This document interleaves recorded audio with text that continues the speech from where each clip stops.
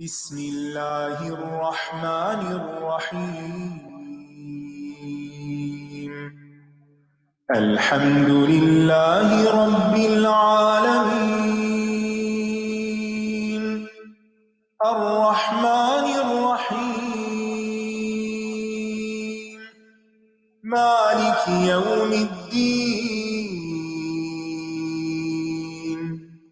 إياك نعبد وإياك نستعين اهدنا الصراط المستقيم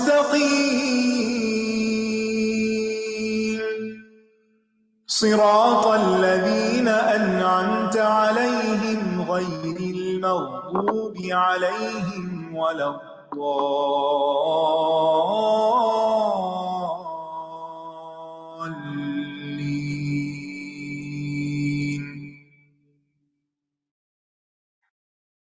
السلام علیکم ورحمۃ اللہ وبرکاتہ.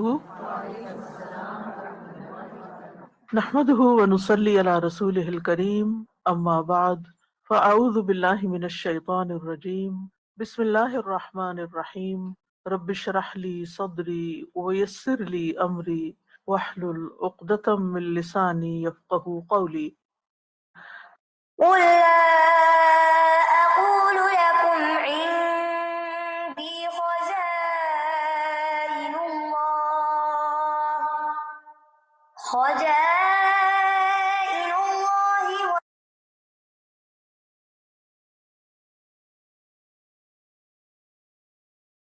أعوذ بالله من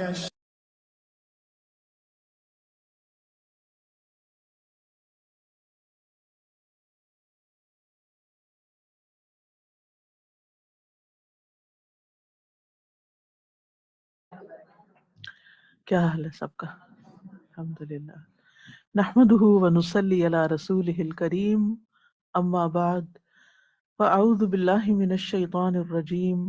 بسم اللہ الرحمن الرحیم. رب اشرح لي صدری ويسر لي امری واحلل عقدۃ من لسانی یفقهوا قولی. الحمد للہ عظیم الشأن واسع السلطان مدبر الاکوان فی ملکہ تسبح الافلاک وحول عرشہ تسبح الاملاک وَإِن مِّن شَيْءٍ إِلَّا يُسَبِّحُ بِحَمْدِهِ. ہر قسم کی حمد، ہر قسم کی تعریف اللہ کے لیے ہے جو عظیم الشان ہستی ہے، جس کی سلطنت وسیع ہے، جو کائنات کا نظام چلانے والا ہے. افلاک اس کی بادشاہت میں تسبیح پڑھتے ہیں اور اس کے عرش کے ارد گرد فرشتے تسبیح کرتے ہیں، اور کوئی چیز ایسی نہیں جو اس کی حمد کے ساتھ اس کی تسبیح نہ کر رہی ہو. قل لئن اجتمعت الإنس والجن على أن يأتوا بمثل هذا القرآن لا يأتون بمثله ولو كان بعضهم لبعض ظهيرا. کہہ دیجئے اگر تمام انسان اور جن اس بات پر جمع ہو جائیں کہ وہ اس قرآن کی مانند کچھ لے آئیں تو وہ اس جیسا نہ لا سکیں گے، اگرچہ ان میں سے بعض کے مددگار بن جائیں. کل ہم نے وحی خفی کے ذریعے دیے گئے احکامات کے بارے میں پڑھا. ان میں سے ایک تشریعی امور تھے، جیسے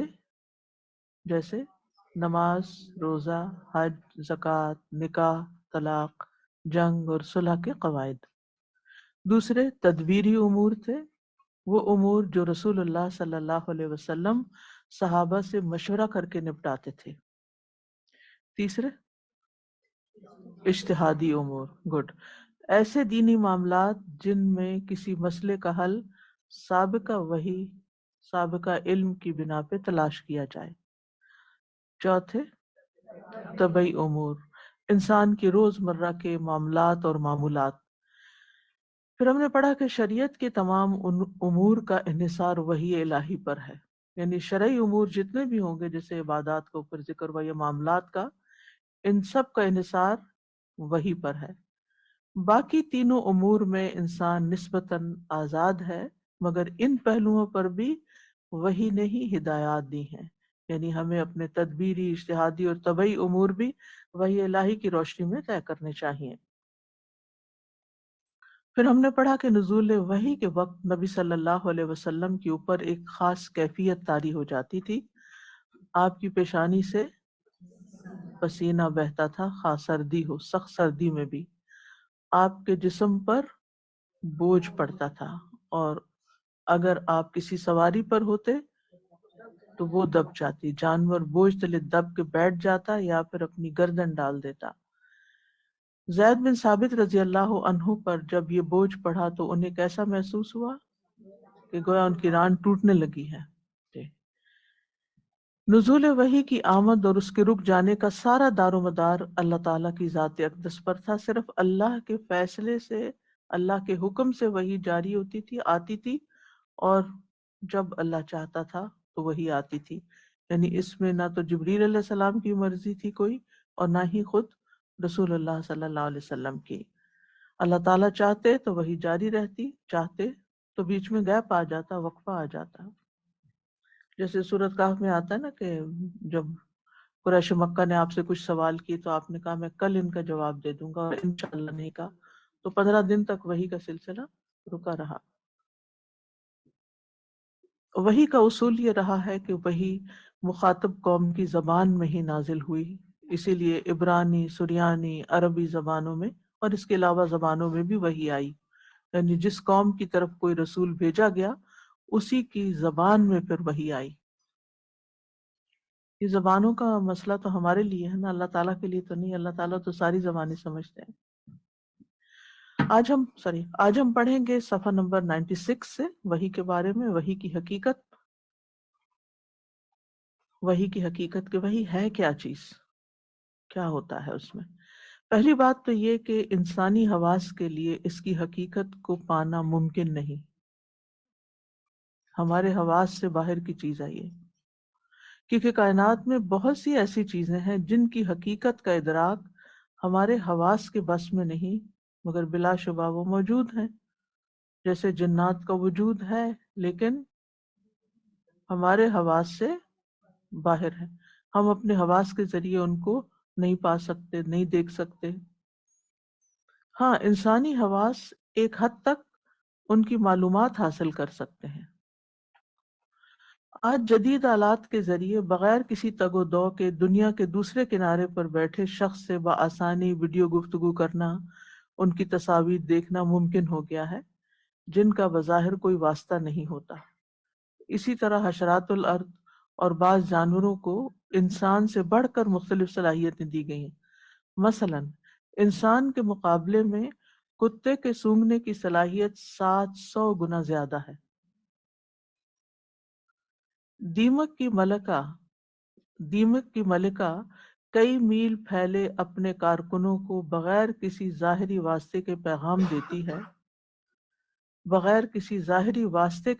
دیتی ہے، جو اس پیغام کو سننے کے بعد اپنے اپنے کام میں لگ جاتے ہیں، جبکہ دیمک خود اندھی ہوتی ہے، دیکھ بھی نہیں سکتی، اس کے باوجود وہ انسٹرکشنز دے رہی ہوتی کہ کیا کیا کرنا ہے کس نے۔ پتنگوں کی سینکڑوں اقسام کئی فرلانگ سے اپنے نر اور مادہ کی مخصوص آواز یا بو سونگھ لیتے ہیں۔ جب یہ سب کچھ مانا جاتا ہے تو اس بات کے ماننے میں کیا مشکل ہے کہ اللہ تعالیٰ بھی اپنے پیغام کو اپنے بندوں تک پہنچانے کے لیے ان سے بھی زیادہ مخفی طریقہ استعمال کرنے پہ قادر ہے، جسے وحی کہتے ہیں۔ وحی کا تعلق عالم الغیب سے ہے۔ عالم الشہادہ پر ہم ایمان رکھتے ہیں، اسی طرح عالم الغیب پر بھی ہمارا ایمان ہے۔ کچھ عقل مند صاحب دانش اسے تو مانتے ہیں جو انہیں نظر آتا ہے، مگر جو ان کے خیال، تصور یا دیکھنے سے باہر ہے اس کا انکار کر دیتے ہیں، جبکہ حقیقت یہ ہے کہ بہت سی غیبی اشیاء پر ان کا اندھا ایمان ہوتا ہے جس کا وہ انکار نہیں کر سکتے۔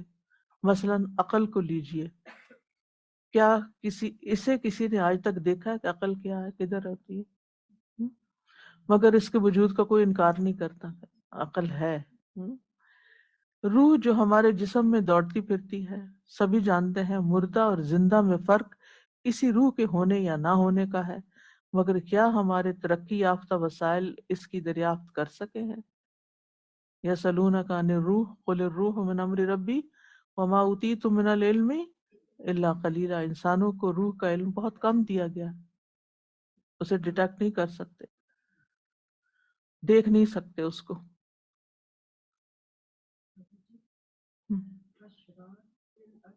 حشرات الارض، انسیکٹس۔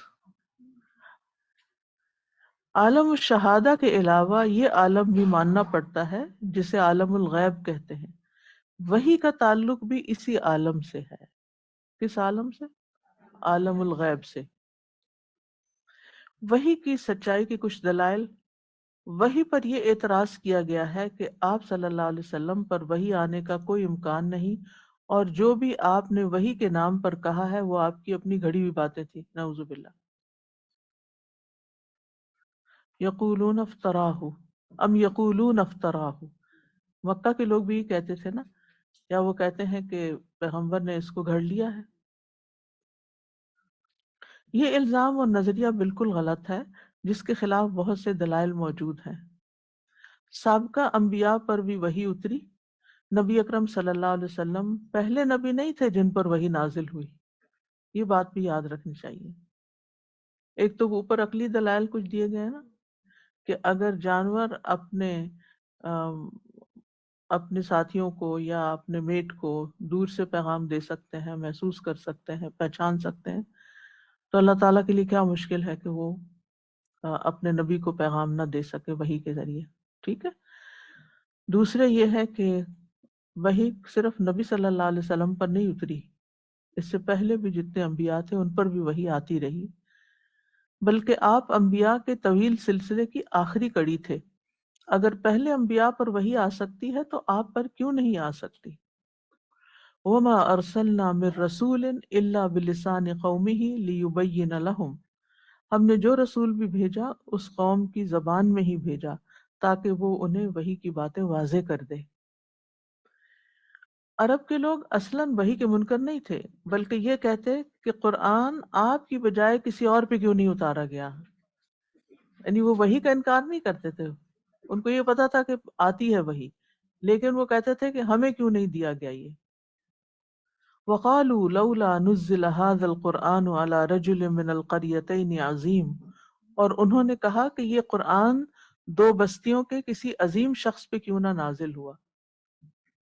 عظیم سے مراد ان کی دولت مند، کیونکہ سرداری کے اعتبار سے قریش، اور قریش میں سے پھر بنو ہاشم، اور بنو ہاشم میں سے پھر عبد المطلب کی اولاد ہونے کی حیثیت سے آپ کا مقام بہت بڑا تھا، لیکن ان کا مقصد یہ تھا کہ دنیاوی اعتبار سے کوئی بہت بڑا انسان ہوتا۔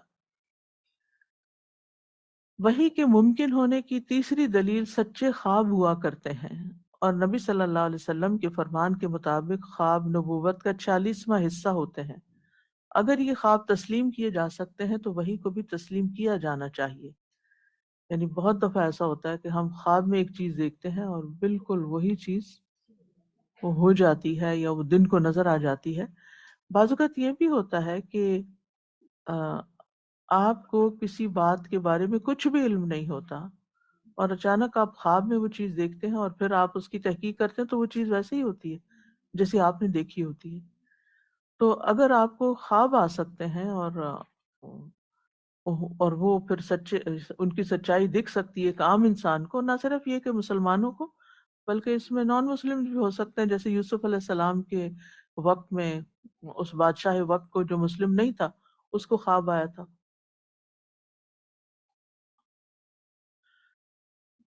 پھر اسی طرح نبی صلی اللہ علیہ وسلم، یعنی قرآن مجید کا جو اعجاز ہے کہ آپ اس جیسا کوئی کلام پیش نہیں کر سکا۔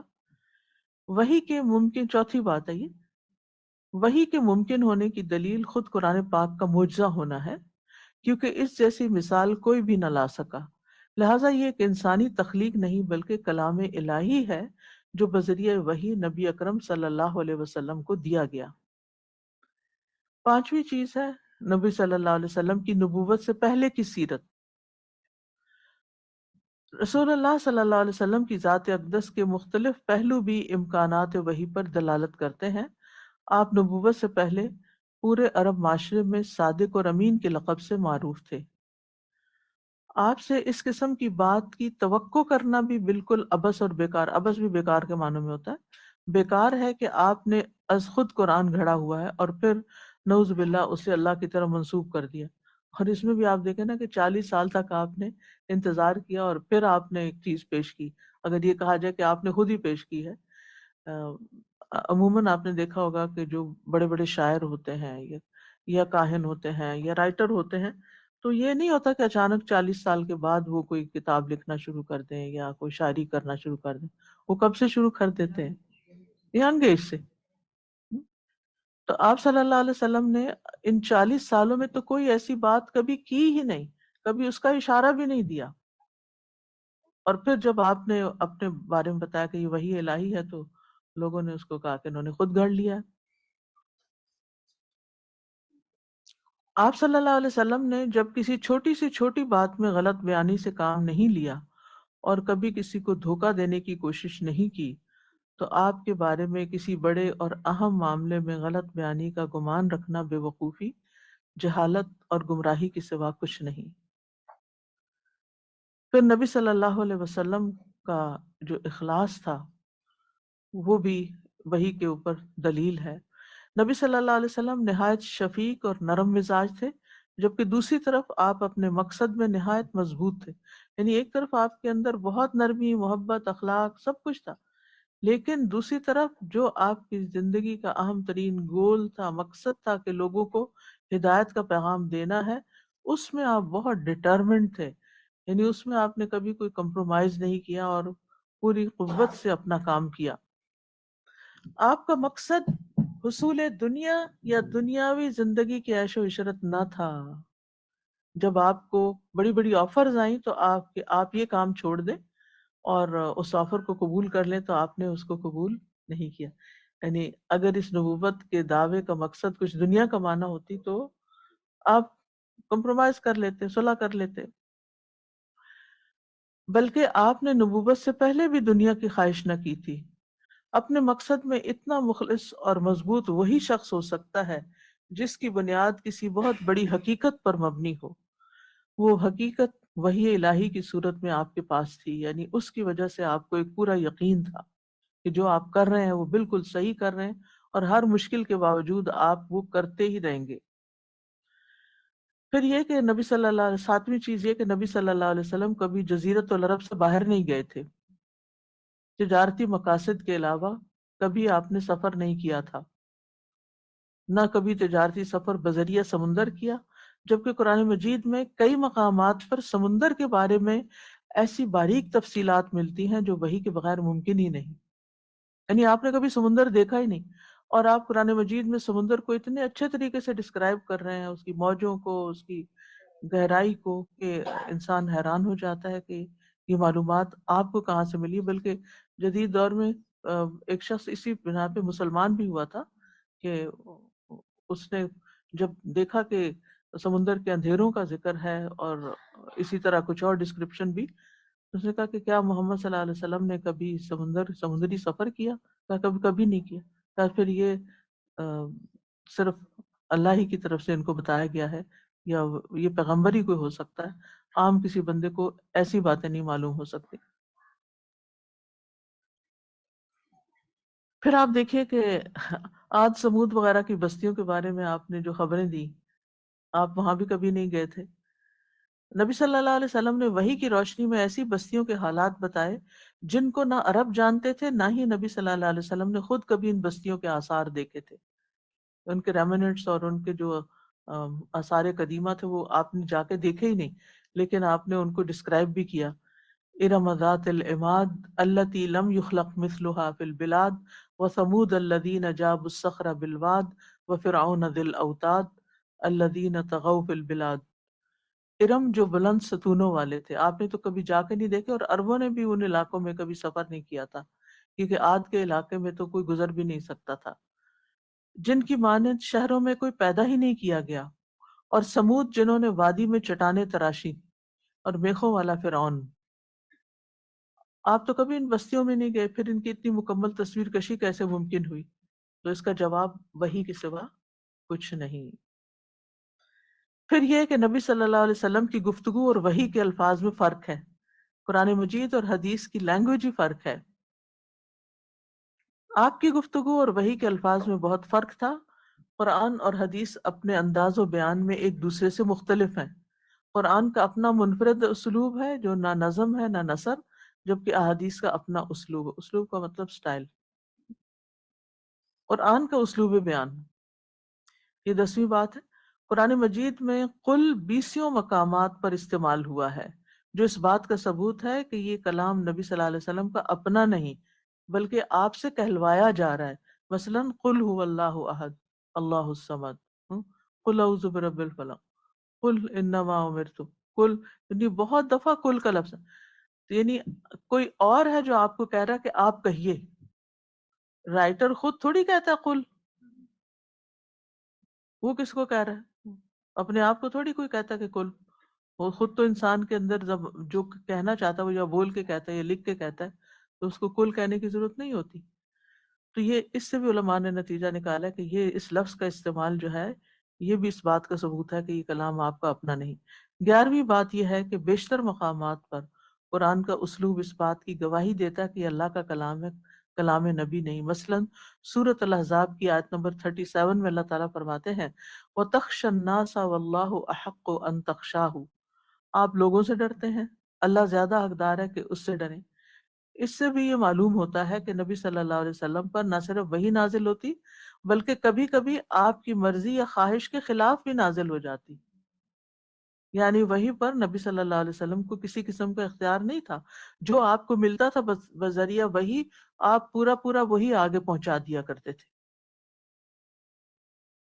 بعض اوقات وحی کے اترنے میں تاخیر بھی ہوتی تھی۔ یہ 12واں پوائنٹ ہے۔ واقع عفق کی وجہ سے ام المومنین رسول اکرم صلی اللہ علیہ وسلم اور صحابہ کرام 1 ماہ تک پریشان رہے۔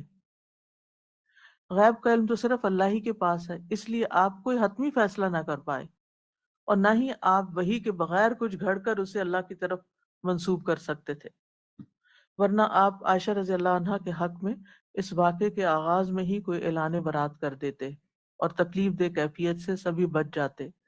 لیکن اس سلسلے میں نبی کریم صلی اللہ علیہ وسلم پر وحی ایک طویل وقفے کے بعد نازل ہوئی۔ اس دوران نبی صلی اللہ علیہ وسلم نے کسی من گھڑت بات کا سہارا نہیں لیا، حتیٰ کہ اللہ تعالیٰ نے خود بذریعہ وحی حقیقت واضح فرما دی۔ اس سلسلے میں نبی صلی اللہ علیہ وسلم کا طویل انتظار ان پر نزول وحی کا ایک ثبوت تھا۔ پھر 13ویں بات یہ ہے کہ نبی صلی اللہ علیہ وسلم کو وحی کی پیروی کا حکم دیا گیا۔ قرآن مجید میں جا بجا نبی صلی اللہ علیہ وسلم کو وحی کی پیروی کا حکم دیا گیا ہے۔ اتبع ما اوحی الیک من ربک، آپ پیروی کیجئے اس وحی کی جو آپ کی طرف نازل کی جاتی ہے، گویا آپ بھی دوسرے انسانوں کی طرح بحیثیت انسان وحی کی پیروی کے پابند تھے۔ اگر یہ کتاب آپ کی اپنی طرف سے لکھی بھی ہوتی تو اس میں آپ اپنے آپ کو تو کوئی حکم نہیں دیتے نا۔ پھر 14ویں بات ہے نبی صلی اللہ علیہ وسلم کے انسان ہونے کی خبر۔ قرآن مجید میں ہے کہ نبی صلی اللہ علیہ وسلم ایک انسان تھے، فرشتہ نہ تھے۔ اگر یہ نبی کا کلام ہوتا تو کیا وہ اپنے آپ کو بڑھا چڑھا کر پیش نہ کرتے؟ تو کیا آپ نے ایسا کیا؟ قل انما انا بشر مثلکم یوحی الی انما الہکم الہ واحد، کہہ دیجئے کہ میں تو تم جیسا محض ایک انسان ہوں، میری طرف وحی کی جاتی ہے کہ تمہارا معبود صرف ایک ہی معبود ہے۔ پھر مستقبل کی خبریں ہیں اس میں جن کا آپ کو ذاتی علم نہیں تھا۔ یہ 15ویں بات ہے۔ قرآن میں نہ صرف گزشتہ اقوام کے حالات و واقعات ہیں بلکہ کئی ایسی حقیقتوں کا ذکر بھی ہے جن سے اہل عرب بالکل ناواقف تھے اور آج وہ ثابت شدہ ہیں، پھر بھی کلام الہی کی بجائے یہ کوئی انسانی تصنیف ہے۔ پھر 16 نمبر پہ کہ دور جدید کی ٹیکنالوجی بھی اس بات کو آسان کر دیتی ہے سمجھنا۔ ہمارے دور میں انسان نے اپنی بات بہت تیزی اور مخفی انداز سے ایک دوسرے تک پہنچانے کے آلات ایجاد کر لیے ہیں۔ جو ہزاروں میل دور بیٹھے چند سیکنڈ میں آواز اور تحریر کو دوسرے تک بآسانی پہنچا دیتے. یعنی اب اس کے بعد تو پھر کیا حجت رہ جاتی ہے؟ وہی کیوں نہیں آ سکتی؟ یعنی اگر ہم اپنی بات انسان سے ہزاروں میل دور بیٹھے یعنی سیکنڈز کے اندر کر سکتا ہے، تو وہی بھی تو خفیہ اشارہ ہوتی ہے، اور صریح اشارہ، خفیہ اور صریح اشارہ. میرے ساتھ بیٹھی ہوئی ہیں اور ان کے فون پہ جو میسج آ رہا ہے وہ مجھے نہیں پتا، لیکن ان کے میسج آ رہے ہیں. بالکل. اور اب جو ورچوئل ریالٹی اور میٹاورس والی چیز ہے، جی بالکل. ان میں الیکٹرانک ویڈیو، میل، کانفرنس کال، فیکس، سیٹلائٹ کمیونیکیشن، جی پی ایس، سیٹلائٹ فونز وغیرہ کا کردار نمایاں ہے. کیا اللہ تعالیٰ کے لیے اپنی بات تیزی سے رسول اللہ صلی اللہ علیہ وسلم تک پہنچانے کا بندوبست کرنا ناممکن تھا، جس کا بہت کم فہم صدیوں بعد انسان کو جا کر حاصل ہوا؟ یعنی انسان نے تو آج یہ چیزیں ایجاد کی ہیں.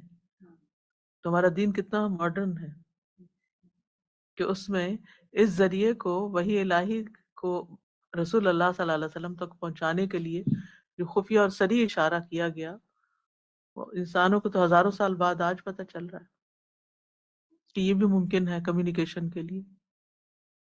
یعنی وہی کیا ہے؟ اللہ تعالیٰ کی کمیونیکیشن رسول کے ساتھ بذریعہ جبریل، اور کبھی کبھی براہ راست بھی بات چیت. پھر ٹیلیسکوپ، مائکروسکوپ اور جدید مشینی چیزوں کی مثال ہے.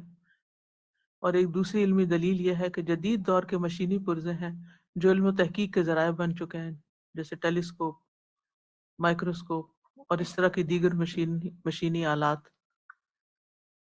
ایک بہت چھوٹا سا سیل جس کو آنکھ سے دیکھنا ممکن نہیں ہوتا، اسے صرف خوردبین سے، ٹیلیسکوپ یعنی مائکروسکوپ سے دیکھ سکتے ہیں. کیا ہم اس کا انکار کر سکتے ہیں کہ ہے نہیں؟ کیا ہم سیاروں میں سے کسی سیارے کا انکار کر دیتے ہیں اگر ہم ٹیلیسکوپ کے ساتھ اس کو نہ دیکھیں تو کیا اس کا انکار کر دیں گے؟ نہیں. اس سے بڑھ کر بھی وہ مشینی پرزے جو رابطہ کرنے کے لیے، جیسے ٹیلی فون، وائرلیس انٹرنیٹ، دیگر ایجادات، یعنی طویل فاصلے کے باوجود آپس میں رابطے ہو سکتے ہیں. تو کیا اللہ تعالیٰ کی قدرت سے یہ بات بعید ہے کہ اللہ تعالیٰ اپنے خاص بندوں میں سے بعض کو اپنے مقدس کلام سے بھر دے، ان کے سینے کو معمور کر دے؟ پھر علمی دلائل میں سے ایک یہ بھی ہے کہ ہم جانوروں کی زندگیوں میں کچھ ایسے حالات اور واقعات دیکھتے ہیں جو ہمارے لیے اوجھل اور غیر معلوم ہیں، جیسا کہ وہ پرندے جو مخصوص موسموں میں ترک وطن کر کے دوسرے وطن چلے جاتے ہیں، مائگریشن کر جاتے ہیں، ہزاروں کلومیٹر کا سفر طے کرتے ہیں اور اپنا راستہ انتہائی باریکی کے ساتھ پہچانتے ہیں، حالانکہ وہ دن اور رات میں سفر جاری رکھتے ہیں. صرف دن کا سفر نہیں ہوتا، رات کا بھی ہوتا ہے. اگر میں اور آپ بھی اس جگہ پر ہوں تو ہمیں سمجھ نہ آئے کہ ہم نے کدھر جانا ہے. جب جہاز کا سفر کرتے ہیں تو بار بار نقشہ دیکھتے رہتے ہیں کہ کس طرف کو جا رہے ہیں، کتنا فاصلہ رہ گیا، کب پہنچیں گے، اور وہ کس طرح، یعنی اللہ کی عظیم قدرت ہے اس میں. اولم یروا الی الطیر فوقہم صافات ویقبضن ما یمسکہن الا الرحمن.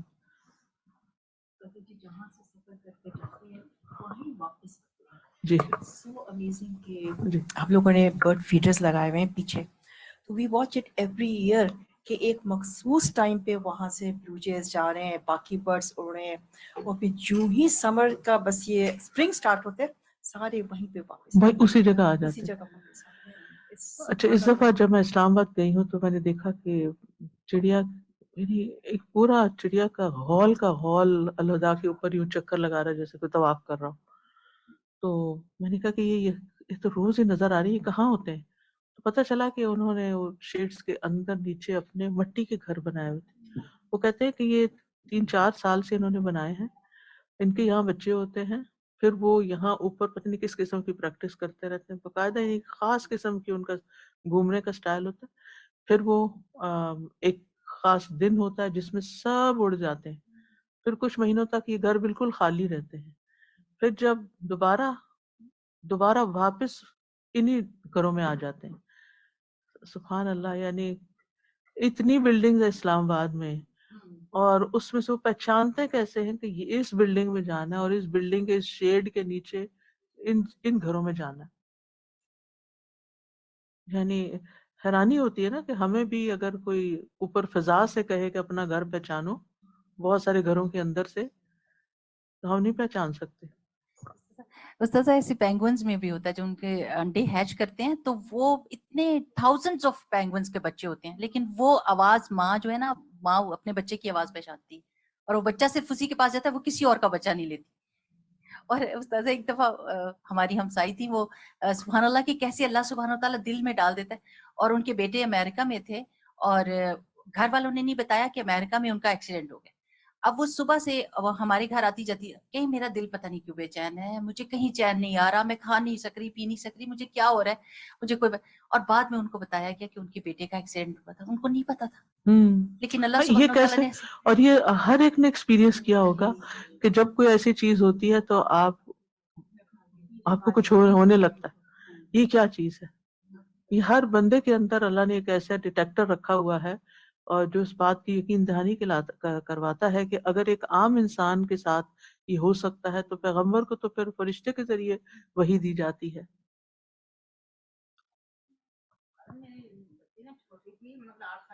ہاں ایک منٹ. تو پاکستان جا کے گر گئی اوپر چھت پہ سے. تو مطلب مجھے اتنی بے چینی تھی، پریشانی ہو رہی تھی، میں بار بار اپنے میاں سے پتہ نہیں کیوں مجھے بے چینی ہو رہی. مجھے اس کی بیٹی کی یاد آ رہی تھی، میں نے کہا وہ سائرہ کی مجھے یاد آ رہی، پتہ نہیں کیوں، لیکن اس کو چوٹ لگی تھی بیچاری کو، بہت بری طرح لگی تھی، مطلب پوری اس کا ڈسلوکیٹ ہو گئی تھی ٹانگ نا. لیکن الحمد للہ وہاں ڈاکٹر وغیرہ اچھے، تو اچھا علاج کر دیا اس کا، الحمدللہ. ٹھیک ہو کے آ گئی. یعنی بعض اوقات ایسا ہوتا ہے نا کہ آپ کو وجہ نہیں پتا ہوتی، لیکن آپ کہتے کہ کچھ ہے، اور پھر بعد میں پتہ چلتا ہے کہ وہی وقت تھا جس وقت وہ پریشانی یا بے چینی ہو رہی تھی، اور اس وقت. اور بعض اوقات آپ ایک دم حشاش بشاش اور خوش بھی ہوتے ہیں.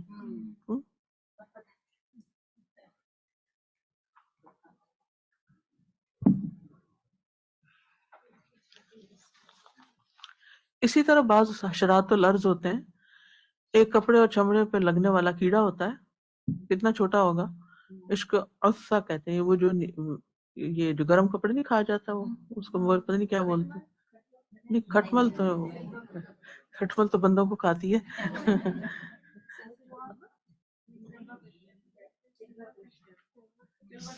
سلور فش چھوٹا سا. ہاں، اگر اس کو کھڑکی پہ رکھ دیا جائے تو وہ ایسی آواز پیدا کرتا ہے کہ اس کا جوڑا اس کو دور کی مسافت سے سن لیتا ہے اور مخصوص طریقے سے جواب بھی دیتا ہے. تو کیا انسانوں کے لیے ممکن نہیں کہ وہ اللہ سبحانہ تعالیٰ کے لیے کی بات کو اس طرح یعنی بذریعہ وحی سن لیں؟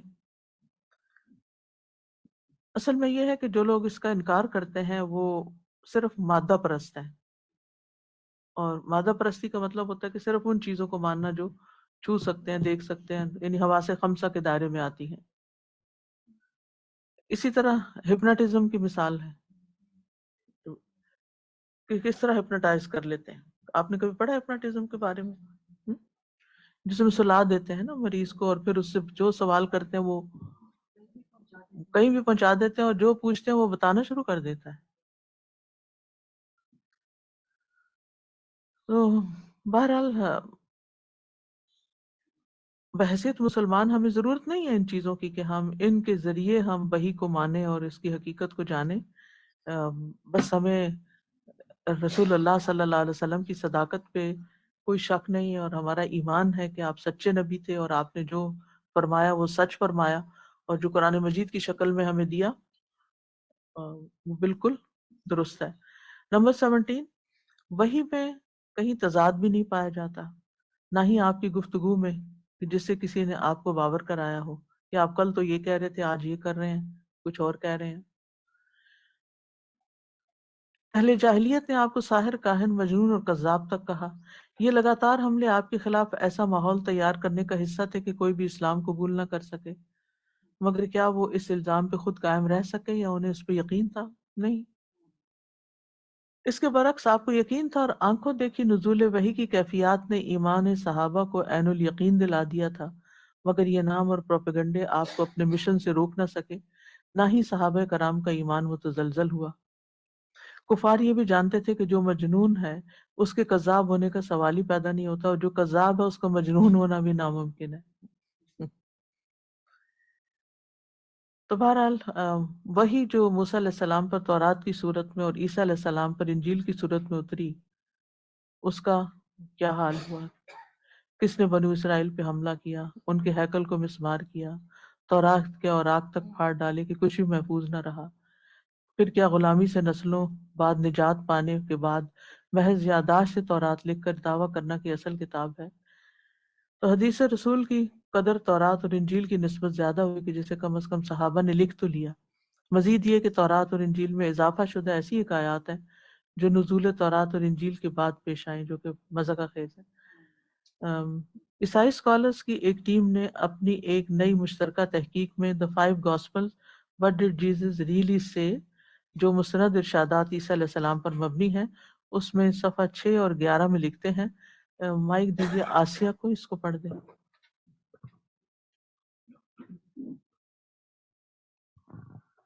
The temporal gap that separates Jesus from the first surviving copies of the Gospels, about 175 years, corresponds to the lapse in time from 1776, the writing of the Declaration of Independence, to 1950. Continue. What if the oldest copies of the founding document dated only from 1950? Two portraits of Jesus, the Synoptic Gospels and the Gospel of John. So we'll go over the Synoptic Gospels first. Begins with John the Baptist or birth and childhood stories. Jesus is baptized by John. اس کے اوپر بھی ہے begins with creation, no birth or childhood سامنے کا بھی stories۔ ساتھ okay comparison پڑھ لیں۔ کمپیریزن ہے دونوں کا نا، اوکے سو ان نمبر دو 1 گاسپلز کا کمپیریزن دیا گیا ہے۔ جی begins with John the Baptist or birth and childhood stories. On the other hand, the Gospel of John begins with creation, no birth or childhood stories. Number 2, Jesus is baptized by John. And on the other side, it says baptism of Jesus presupposed but not mentioned. Point number 3, Jesus speaks in parables and aphorisms. Compared to that, Jesus speaks in long, involved discourses. بالکل متضاد بیانات ہیں دونوں میں۔ Then number 4, Jesus is a sage. Compared to that, Jesus is a philosopher and mystic. Jesus is an exorcist, and compared to that, Jesus performs no exorcisms. So completely opposite. Next page. God's imperial rule is the theme of Jesus' teaching. Compared to that, Jesus himself is the theme of his own teaching. Next point, Jesus has little to say about himself. Compared to that, Jesus reflects extensively on his own mission and reason. Next point, Jesus espouses the causes of the poor and oppressed. Compared to that, Jesus has little or nothing to say about the poor and oppressed. Next point, the public ministry lasts 1 year versus the public ministry lasts 3 years. The temple incident is late versus the temple incident is early.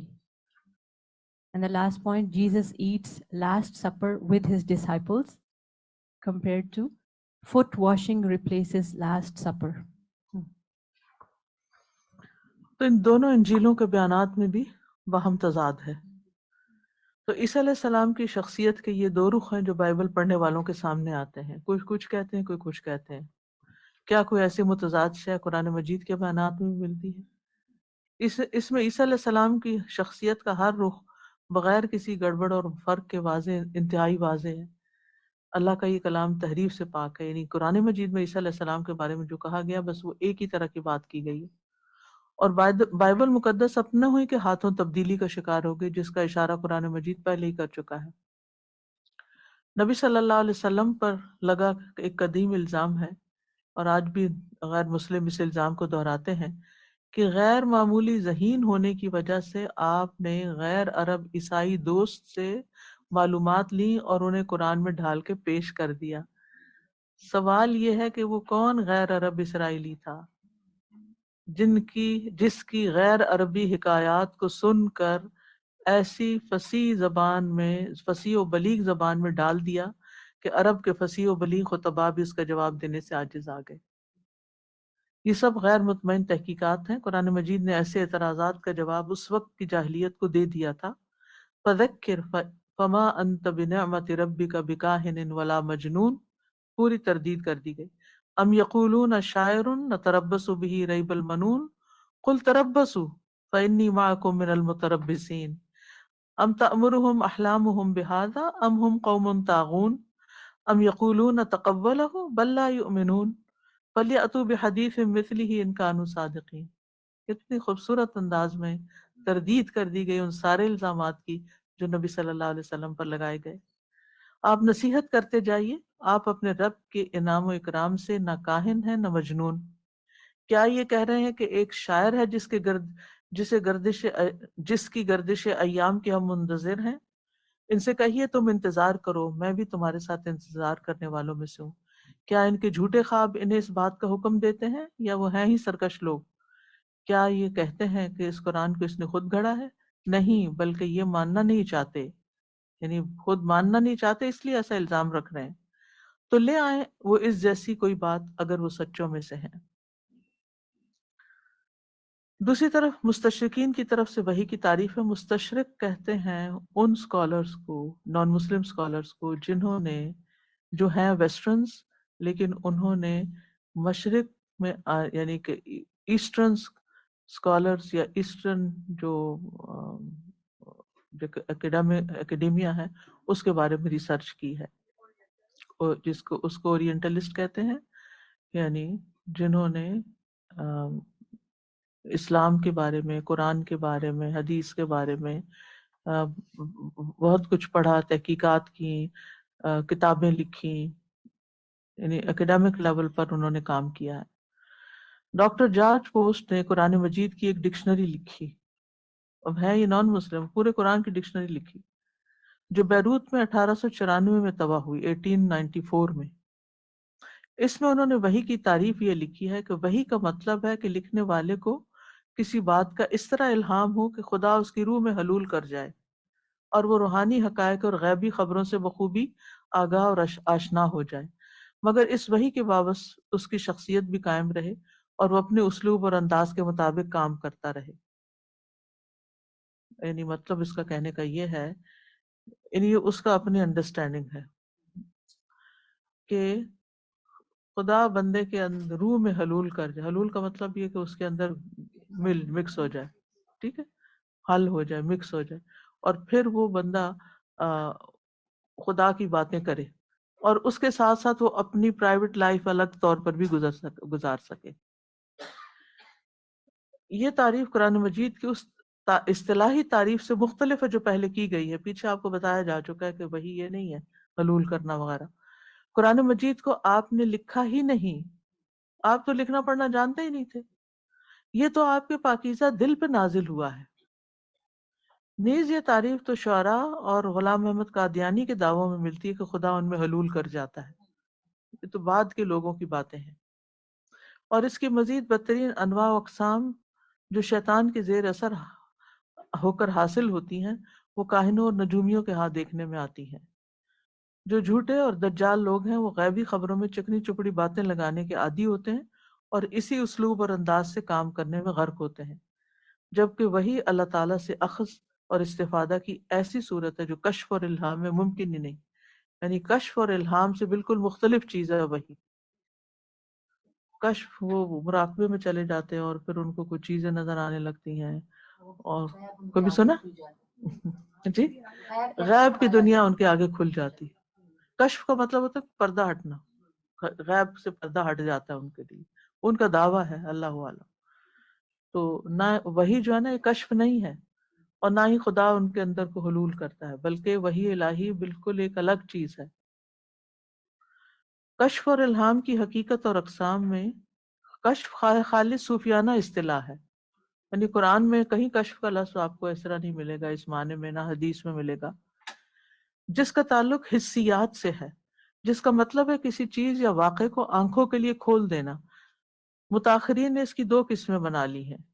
کشف القلوب، اس سے مراد کسی کے دل کا ارادہ اور نیت دوسرے پہ کھل جانا۔ صوفیاء اس کے قائل ہیں۔ کیا یہ ممکن ہے؟ کسی کا ارادہ اور نیت دوسرے کو پتہ چل جائے؟ Not possible. جی خود نہ بولے، کوئی کسی کے دل کا حال نہیں جان سکتا، لیکن وہ کہتے ہیں ہمیں کشف ہو گیا، ہمیں پتہ چل گیا، ہم نے مراقبہ کیا، ہم نے ذکر کیا، ہمیں تو کھل کے آ گیا سامنے۔ دوسرا ہے کشف القبور۔ کشف القبور، اس سے مراد کسی قبر کے اندر کیا ہو رہا ہے اور مردہ کس عالم میں ہے، اس کا انکشاف کسی بزرگ پہ ہو جائے، جو قبر کے پاس جا کے بیٹھے ہوئے ہیں اور وہاں کچھ پڑھ رہے ہیں، اور وہ پھر کہتے ہیں کہ اور پھر وہ ان کے جو پیروکار ہوتے ہیں ان کو بتاتے ہیں کہ یہ تمہارا مردہ اس وقت عذاب میں ہے، اس کے لیے کچھ کرو۔ اور پھر صاحب کشف کا میلان۔ ہر انسان کا ادراک اور اس کے دل کے معاملات دوسرے سے مختلف ہیں، عقل بھی مختلف ہے۔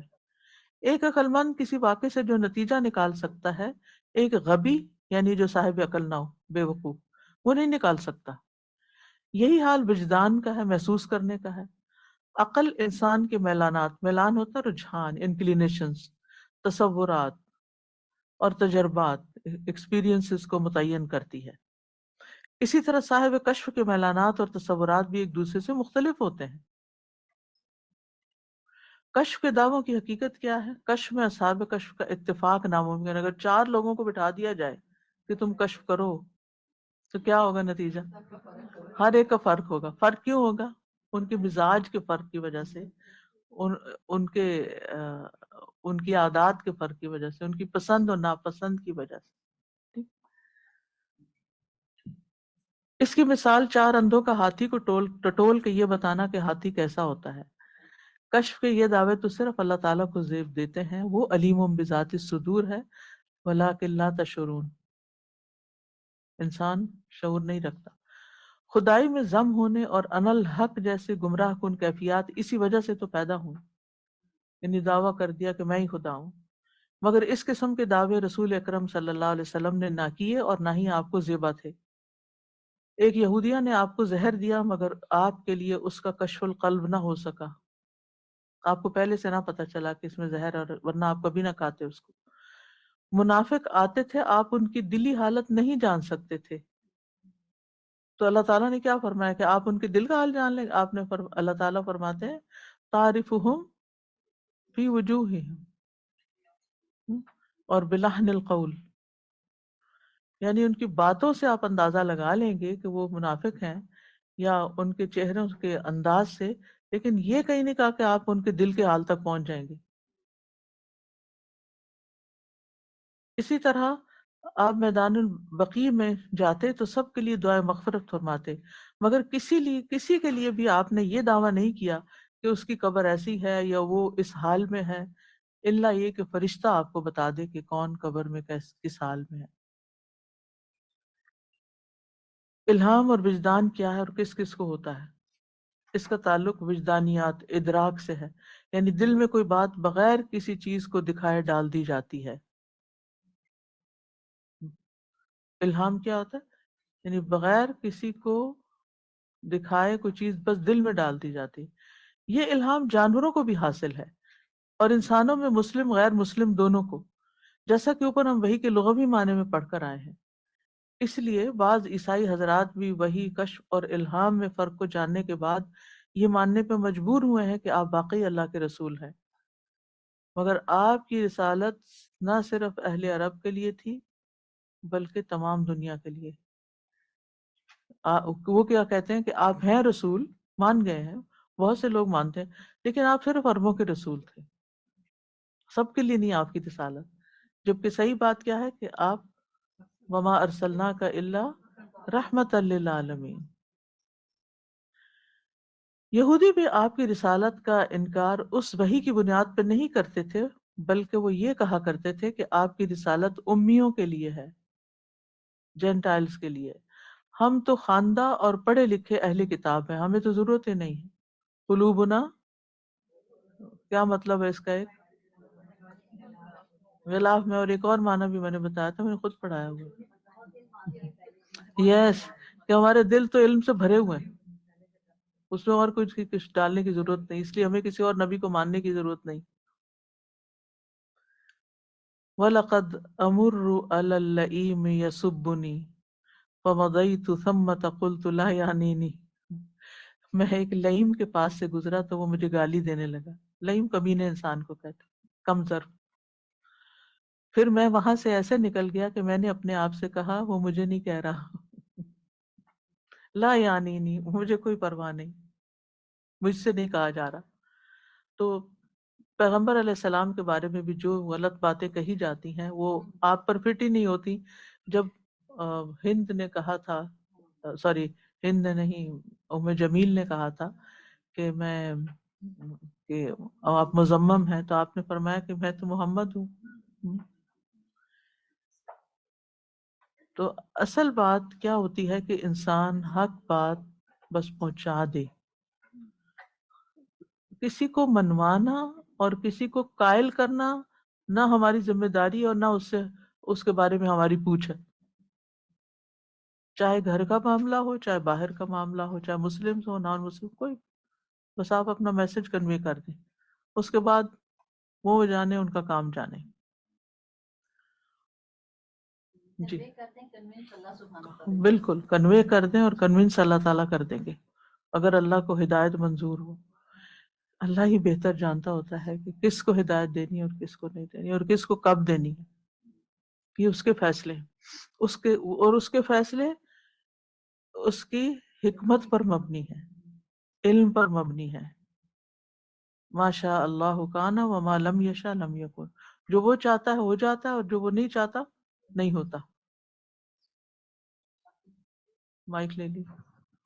استاذہ کل ہی میری بہن بتاتی تھی کہ کوئی ایک 80s کی کوئی سنگر تھی، اس نے اپنی گنج کی ہوئی تھی بہت ہی خوبصورت، اور گنج کے باوجود بہت خوبصورت لگتی ہوتی تھی، لوگ پاگل تھے اس کے پیچھے.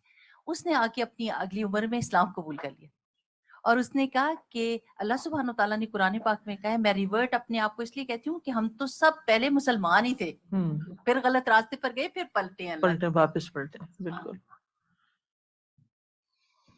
جی آپ کچھ کہنا چاہ رہے ہیں؟ مائک لے لیجیے.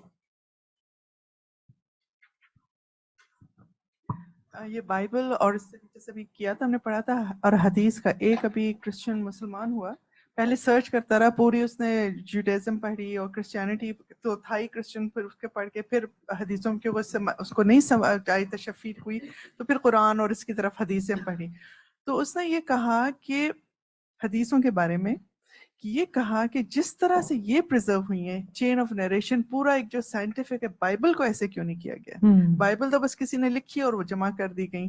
تو ایک اتنی بڑی یہ بات آ جاتی ہے کہ ہمیں کہنے کو کہ یہ پورا سائنس ہے، پوری ہے، ایک ایک کے نام لکھے ہوئے، اور ان کے حالات لکھے ہوئے، پھر ان پہ کتابیں لکھی ہوئی ہیں. تو ہم لوگ خود بہت سارے لوگ حدیثوں کو وہ کرنے لگ جاتے ہیں. تو یہ وہ لوگ کہہ رہے ہیں جو کہ مسلمان ابھی ہوئے ہیں، اور بائبل تو پرزرو نہیں. اور بلکہ ہم لوگ بعض دفعہ میں نے دیکھا بائبل کو بات کو زیادہ وہ کرنے لگتے ہیں، بائبل میں تو یہ کہا ہے، اور حدیث کو وہ کرتے ہیں. صحیح کہہ رہی. تو وہی کا لغوی معنی کیا؟ خفی اور سریع اشارہ. ٹھیک ہے. کوشچن ہے ہاں جی. یہ جو مستشرقین ہوتے ہیں کہ کیا یہ صرف اسلام کے خلاف کرنے کے لیے ریسرچ کرتے ہیں یا ایسی ان کی ریسرچ؟ ضروری نہیں. اچھا. خلاف بھی ہو سکتے ہیں اور نہیں بھی ہو سکتے، ہر طرح کے لوگ ہیں ان میں. جی ایسے کئی ایک ہیں. ہاں میں ایک بات کرنا چاہ رہی تھی. اصل میں جب رینیسنس آیا نا یورپ میں، نشأت ثانیہ ہوئی ہے، تو پھر علوم و فنون کا دور آیا، تو انہوں نے صرف اسلام نہیں سارے مذاہب کے بارے میں خوب علم حاصل کیا، کتابیں لکھی. اور اگر آپ کو برٹش میوزیم جانے کا اتفاق ہوا، کوئی گیا آپ میں سے؟ الحمدللہ مجھے کئی بار جانے کا اتفاق ہوا. تو اس میں ہمارے ایسے قرآن مجید کے نسخے اور علمی کتابوں کے نسخے محفوظ ہیں. اور میں جب وہاں دیکھتی ہوں، اقبال نے بھی اس پہ لکھا ہے نا کہ جو دیکھیں کتابیں اپنے آبا کی یورپ میں، تو دل ہوتا ہے سی پارا. تو انہوں نے اپنے غم کا اظہار کیا کہ یہ کتابیں اور سرمایہ ہمارا تھا اور یہ یہاں پہنچ گیا. میں تو ہمیشہ یہ سوچتی تھی کہ یہاں کیوں پہنچا. اس میں بھی اللہ کی بڑی حکمت تھی. انہوں نے اس کو ایسے محفوظ رکھا ہوا ہے کہ اگر آج ہمارے پاس ہوتا تو وہ کہیں چوہے کھا چکے ہوتے. پیرس کے میوزیم میں بھی ہے، آکسفورڈ لائبریری میں، کیمبرج میں، کسی بھی بڑی لائبریری میں آپ یورپ میں جائیں تو آپ کو کتابیں ملیں گی. یہ ان لوگوں نے جو سیاح تھے یا مختلف ریسرچر تھے، وہ مختلف علاقوں میں گئے، وہاں سے مہنگے داموں خرید کے یہ سب کچھ اپنے ملک میں لا کے. اور آکسفورڈ کی لائبریری میں بھی اتنے زبردست طریقے سے پریزرو کی ہوئی ہیں کتابیں کہ اس کا ایک مخصوص ٹیمپریچر مینٹین کرنا پڑتا ہے، کیونکہ اگر گرمی زیادہ ہو جائے یا سردی جیسے وہاں زیادہ ہو جاتی ہے تو وہ کتابیں گل جاتی ہیں، خراب ہو جاتی ہیں. تو میں نے اور لائٹ بھی کبھی نہ جائے وہاں سے. تو یہ انتظامات مسلم ملکوں میں کہاں ہیں، اور اگر ہیں بھی تو توجہ ہی نہیں، علم کی طرف تو توجہ ہی نہیں نا، اور شوق بھی نہیں ہے. تو پھر اسی طرح آپ دیکھیں گے اگر آپ کو کبھی جانے کا اتفاق ہو وہاں تو دیکھنے سے تعلق رکھتا ہے، اور ایک دن میں نہیں سارا دیکھا جا سکتا. اگر آپ جو فرعونی ممیاں ہیں مختلف وہ وہاں پر پریزرو کی ہوئی ہیں، پھر کورین ہسٹری، پھر تائیوان کی، پھر چائنا کی، پھر آپ اس میں گھوم لیں تو یوں لگتا ہے کہ جیسے آپ نے دنیا دیکھ لی ہے، کہ اہم اہم چیزیں. پھر چاند سے لائی ہوئی مٹی، وہ ٹکڑا. تو آپ تو چاند پہ نہیں گئے لیکن آپ نے دیکھ لیا کہ چاند پہ کیسی چیزیں پڑی ہوئی ہیں. اللہ اللہ عالم چاند پہ گئے تھے یا نہیں ایک الگ بحث ہے، لیکن آپ کہتے ہیں نہیں گئے تھے، لیکن بہرحال جو چیزیں رکھی ہوئی ہیں تو رکھی ہوئی ہیں. تو ہم یہ نہیں کہتے، نہ ہم تکذیب کرتے ہیں نہ تصدیق کرتے ہیں، کیونکہ علم کے بغیر نہیں کرنا چاہیے کچھ. لیکن کہنے کا مطلب یہ تھا کہ ان لوگوں نے محنت بہت کی ہے. ان میں کچھ بہت متعصب تھے، کچھ معتدل تھے. متعصب جو تھے انہوں نے کوئی کسر نہیں چھوڑی پھر غلط چیزیں کہنے کی اور ڈسٹارٹ کرنے کی. منٹگومری واٹ کی کتاب ہے نبی صلی اللہ علیہ وسلم کی سیرت پر، بہت اچھی کتاب لکھی ہوئی ہے. اسی طرح اور کتابیں بھی ہیں. یہ جو لائڈن یونیورسٹی میں مجھے جانے کا اتفاق ہوا کیونکہ بہت سی کتابیں وہاں سے چھپی تھی، تو مجھے ہمیشہ یہ ہوتا تھا کہ یہ کون سی یونیورسٹی ہے اور کون لوگ ہیں جنہوں نے اتنا کام کیا ہے کہ یعنی صرف ایک شخص نے نہیں، ایک ٹیم نے نہیں، پورے پورے ادارے قائم کیے گئے. اور پھر وہ ان اداروں نے کی جنریشنز نے کام کیا، اور جا کر یہ جو موجم الفاظ الحدیث ہے کتاب، اگر آپ ہماری تو لائبریری میں ہے نہیں، اگر آپ نکال کے دیکھیں تو حیرانی ہوتی ہے. پہلے تو ریسرچ کے لیے ہم لوگ یہی یوز کرتے، اب تو الحمدللہ گوگل کے ذریعے اور اپنے براؤزرز پہ آپ بہت کچھ سرچ کرتے، بہت سی ایپس بن چکی، اب تو مشکل ہی نہیں رہی. جس دور میں نے پی ایچ ڈی کی ہے اس وقت تو صرف کتاب ہوتی تھی، اور کتابیں جہاں تھی وہیں جانا پڑتا تھا اور وہاں سے نکال کے دیکھنی پڑتی تھی. تو افسوس کے ساتھ کہنا پڑتا ہے اس کے برعکس جب میں ایجپٹ میں گئی اور وہاں پر لائبریریوں کا برا حال دیکھا، اور جس طرح وہ چوہے گھوم رہے تھے، اور جس طرح کتابیں، اور پھر جو اوپر سے اللہ رحم کرے عملہ کہ آپ ان کو ریکویسٹ کرتے تھے کہ کتاب لا دیں، وہ کوئی اخبار پڑھ رہا ہے، کوئی چائے پی رہا ہے، کوئی لے کے چائے، وہ جو کیٹلاگ میں دیکھنا پڑتا ہے، پھر اس کے نمبر نوٹ کر کے پھر وہ کارڈ دینا ہوتا تھا کہ یہ جا کے ذرا لے آئیں کتاب. تو وہ مرضی سے لا کے دیتے تھے. اور پھر تو میں سوچتی 1 مہینہ پورا ہمارا لگا وہاں پر، صرف بہت سارا وقت اس میں گیا صرف انتظار میں، کہ ہم کام نہیں کرنا چاہتے نا، محنت نہیں کرنا چاہتے. جبکہ دوسری لائبریریوں میں جب جاتے تھے کہ بیک وقت کئی کتابیں کہتے تھے کہ چاہیے تو فوراً پہنچ جاتی تھی. بلکہ ہماری یونیورسٹی جو تھی یونیورسٹی آف گلاسکو، اس میں انٹر لائبریری لون سسٹم تھا کہ اگر آپ کی کوئی کتاب آپ کو چاہیے اور اس لائبریری میں نہیں اور وہ دنیا کی کسی بھی لائبریری میں ہے، آپ اس کا نام لکھ کے دیں تو وہ وہاں سے لون یعنی منگوا کر دیتے تھے. بہت سے لوگ اعتراض کرتے ہیں نا، آپ وہاں کیا کرنے گئی تھی اور وہاں کیوں پڑھا آپ نے، اور بہت سے پھر الزام تراشی بھی کرتے ہیں. خیر ہر ایک اپنی باتوں کا خود جواب دہ ہے. لیکن یہ ہے کہ جو فیسلٹیز ہیں اور جو ریسرچ کے مواقع ہیں اور جو ماحول ہے، کیونکہ پڑھنے کے لیے ماحول چاہیے نا. وہ کل بھی ہم پڑھ رہے تھے کہ انبیاء جو تھے وہ پہاڑوں پر چلے گئے. تو انسان جب تک علم کے لیے سفر نہیں کرتا اور ایک آئسولیشن میں نہیں ہوتا اور ایک توجہ نہیں کرتا تو پھر یہ سب چیزیں حاصل نہیں ہوتی. علم کے لیے قربانیاں کرنی پڑتی ہیں. تو بہرحال اچھا، اسلام ایٹ کراس روڈ پڑھی ہے کسی نے؟ نہیں پڑھی؟ یہ کتاب ہے محمد اسد کی. محمد اسد کے بارے میں معلوم ہے؟ پولش تھے نا، جیو سے مسلمان ہوئے تھے. تو روڈ ٹو مکہ اور روڈ ٹو مدینہ بھی لکھی ہوئی ہے انہوں نے، پڑھنے سے تعلق رکھتی ہے. اور اسلام ایٹ کراس روڈ جو تھی یہ علامہ اقبال کے کہنے پر لکھی گئی تھی.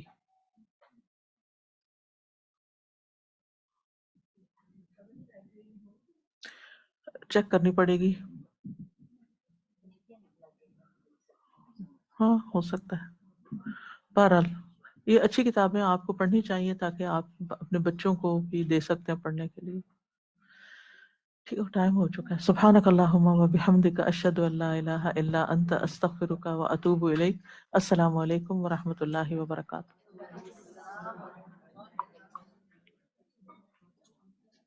يا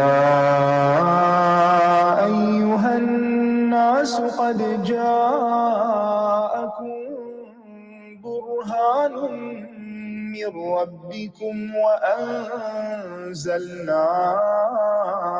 إليكم نورا مبينا فأما الذين آمنوا بالله واعتصموا به فسيدخلهم في رحمة منه وفضل ويهديهم إليه صراطا مستقيما. الله أكبر الله أكبر الله أكبر لا إله إلا الله والله أكبر الله أكبر ولله الحمد.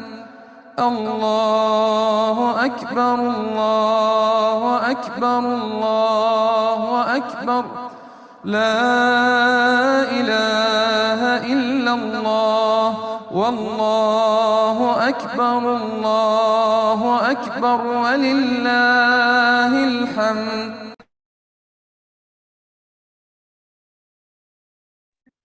اعوذ باللہ من الشیطان الرجیم، بسم اللہ الرحمن الرحیم. السلام علیکم ورحمۃ اللہ وبرکاتہ. الحمدللہ آج کا لیسن ہمارا استاذہ نے بہت اچھے طریقے سے اس کو ایکسپلین بھی کر دیا. کوئی اتنی اس میں مشکل بات نہیں تھی. میں دعا کر لیتی ہوں اگر آپ کا کوئی کوشچن ہے تو آپ پوچھ سکتے ہیں آج کے لیسن میں سے. رب اشرح لی صدری ویسر لی امری واحلل عقدۃ من لسانی یفقہوا قولی. آمین. جی کوئی ایسی بات جو سمجھ میں نہ آئی ہو؟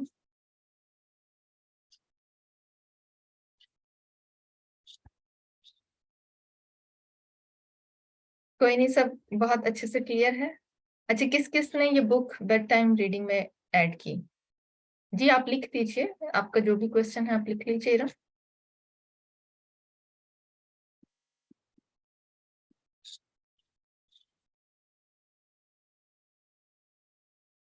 جی آپ چلیں، آپ مائک لے کے بات اگر کرنا چاہ رہی ہیں تو آپ کر لیجیے. نہیں دیٹ از اوکے. میں لکھ رہی تھی. میں بس یہ کہہ رہی ہوں کہ وہ ایک بک تو میں نے نوٹ کر لی ہے، اسلام ایٹ کراس روڈز. دوسری کوئی بک کیونکہ میں نے شروع سے نہیں لیا تھا آج لیکچر، تو اگر road to Mecca and road to Medina, these are the to books. اور یہ P D F version in کی ویب پہ اگر آپ سرچ کریں تو آپ کو مل جائیں گی. ٹھیک ہے. اور کس کی لکھی ہوئی تھی یہ؟ محمد اسد. محمد اسد. جی ٹھیک ہے. اور کوئی اگر بکس کا نام انہوں نے بتائے تھے تو نہیں، آج کے لیے یہی بتائے تھے. ٹھیک ہے، ٹھیک، تھینک یو. تو یہ ہے آپ کو آن لائن اویلیبل ہیں، آپ وہاں سے پڑھ سکتے ہیں، لوکل لائبریری سے ان کو لے سکتے ہیں اور ضرور پڑھیے گا. آپ گوگل سرچ کریں گے آپ کو مل جائیں گے. ٹھیک ہے، میں نے ابھی جس طرح استاذہ بتا رہی تھی میں نے سرچ کی تو اس کی پی ڈی ایف اویلیبل ہے اگر آپ پڑھنا چاہیں. اور بڑی چھوٹی سی بک ہے 100 پیجز کی، اتنی بڑی نہیں. چل جزاکم اللہ خیر کثیرہ. یہیں پہ اپنے سیشن کو کنکلوڈ کرتے ہیں. سبحانک اللہم و بحمدک، اشہد لا الہ الا انت، استغفرک و اتوب الیک. السلام علیکم و رحمۃ اللہ وبرکاتہ.